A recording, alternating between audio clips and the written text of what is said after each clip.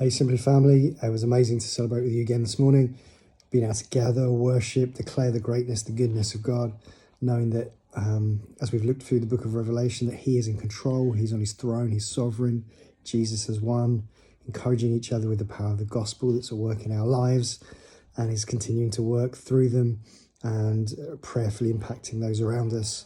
And I guess the big thing for me as we were going through that book was that, that sobering thought and question is Jesus truly on the throne of my life? Is there anything that's in the way of him that I need to deal with? Is there anything that is taking my worship? As we said this morning, whatever is on the throne in our lives is the thing that will get our worship. We will worship something, and we want it to be Jesus. And I really encourage you to continue to explore that. It's not about kind of beating ourselves up and all that kind of thing, but if there is stuff that just needs to deal with, or if there's stuff that we need support with, let's be a body, a family that encourage one another to love Jesus more, to put him center of our life, to enthrone him in our lives. And when he's enthroned, he will get our worship, and the rest of our life will fall into place. Seek first the kingdom of God, Matthew tells us, and his righteousness, and all these things will be added to us. There's this encouragement. Let's just put him first, and everything else will fall into place. And I guess this thinking, this thought that we have around the gospel, which we've been talking about a lot, is really believing that the gospel is the finished work of Jesus, that it does and will impact lives, and to be a church that invites people to Jesus, not to an event, but to Jesus, knowing that he transformed our lives and that he will transform others. And I was thinking about this further, and I was just reminded of in Matthew 23, where Jesus has been pretty tough with his words. He's speaking to the scribes, the Pharisees. They're the religious leaders of the day. They're the guys that really should know the grace and the goodness of God. And he makes this statement. He says that you hypocrites, he says straight away, you're saying one thing then doing another. He says you go all over the place through sea and land to look to make converts. So they're trying everything to make converts. And it says that when you find a convert, they're not actually being converted. You're making them twice the son of hell that they are. I mean, what kind of statement is that? And the issue is this, that they were going around making converts to the law, to tradition, to the way they did things. They were bringing people into their clan, into their group, into their ideology. But the point is, without Jesus, it's nothing. That they're still lost. They're still children of darkness. They're still bound for hell.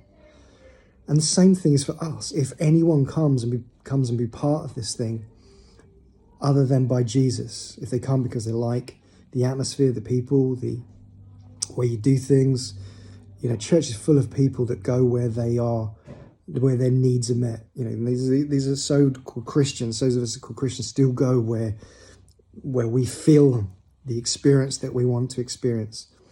And Jesus is really saying, no, you've got it wrong if that's the case. It's about him. If anyone comes other than Jesus, then there's not true salvation.